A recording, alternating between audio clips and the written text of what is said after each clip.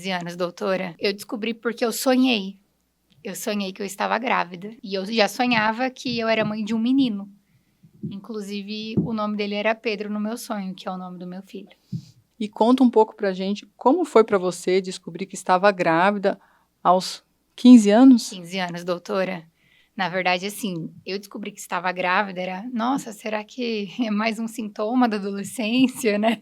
Foi muito difícil, até porque eu não conseguia assimilar que eu estava grávida, enfim, toda aquela mudança no corpo. Até então, quando a gente não ouve o coraçãozinho, a gente fala, nossa, o que é isso? Será que gravidez é... Estou com uma tosse, alguma coisa, né? Porque não tinha E você noção. descobriu pelo atraso menstrual? Não, eu descobri porque eu sonhei.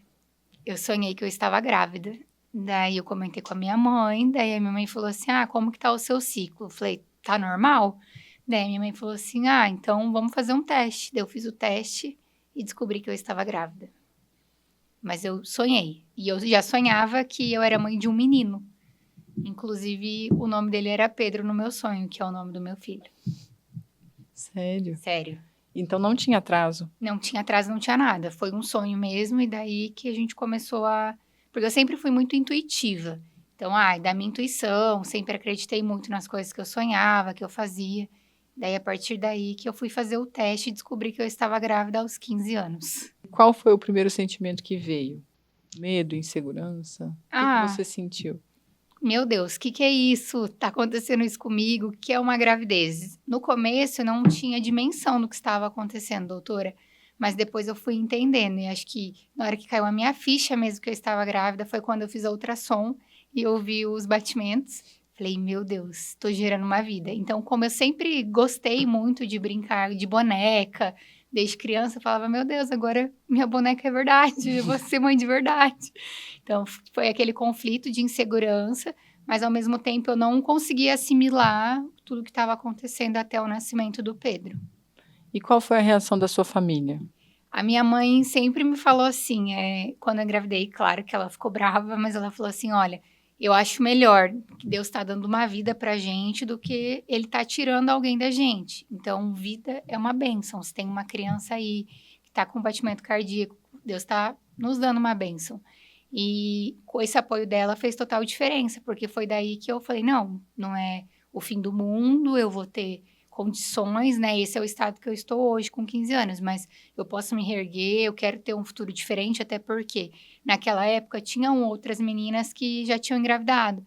E eu sempre via assim, deixava com a avó para a avó criar, com o vô para o vô criar, ou enfim, outra pessoa.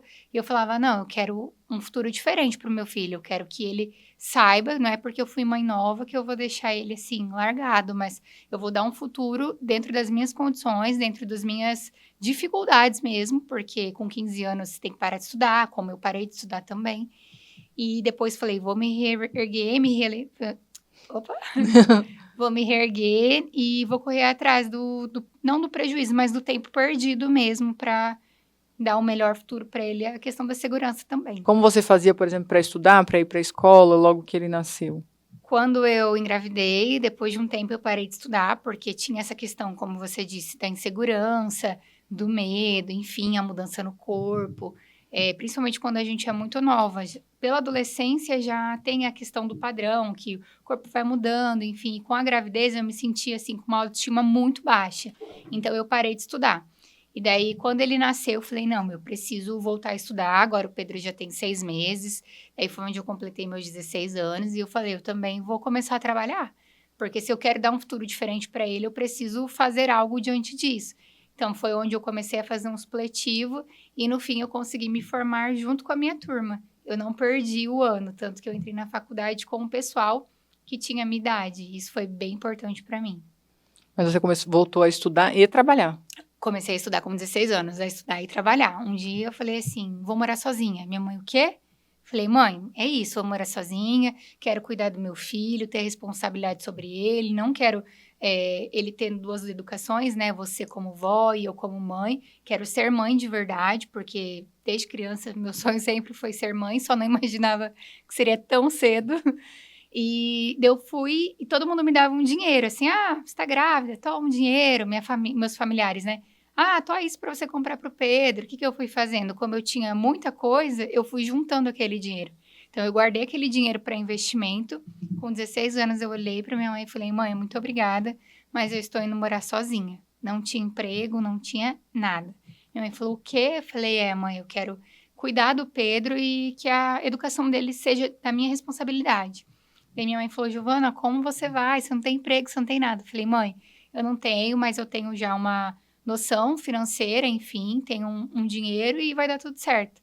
Daí, naquela semana, eu entreguei um currículo numa loja, fui chamada para fazer um teste, passei no teste, aluguei a casa e mudei só com o que eu tinha. Era uma casa assim, era tipo uma kitnet, sabe? Só tinha a cozinha, o quarto e o banheiro. E era o suficiente, doutora. Daí, aos poucos, eu fui conquistando as minhas coisas. Nossa, você foi corajosa, né? Difícil, né? Difícil.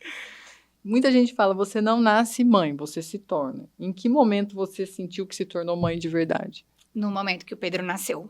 Eu acho que foi o momento mais marcante para mim, até porque eu tive um parto anormal. Posso falar isso? Anormal.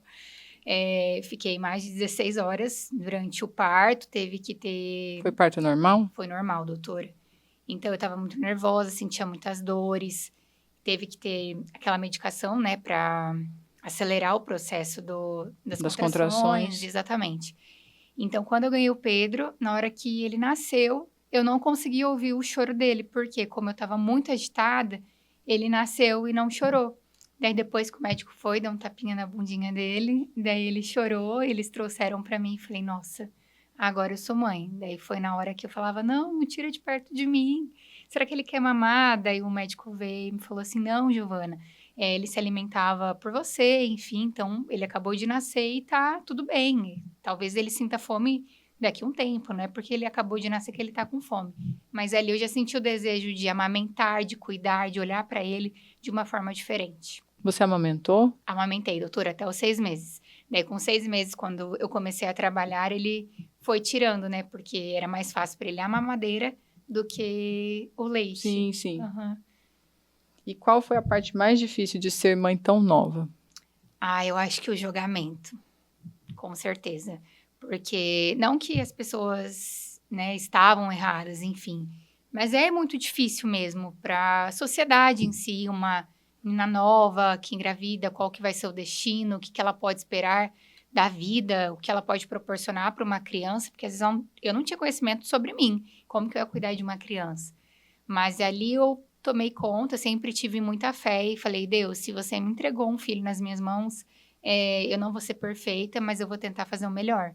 Então, foi onde eu senti, assim, mais medo. Não medo de não conseguir, mas o medo das pessoas, do julgamento das pessoas. Porque quando eu levava o Pedro para tomar vacina, nossa, uma criança cuidando da outra criança.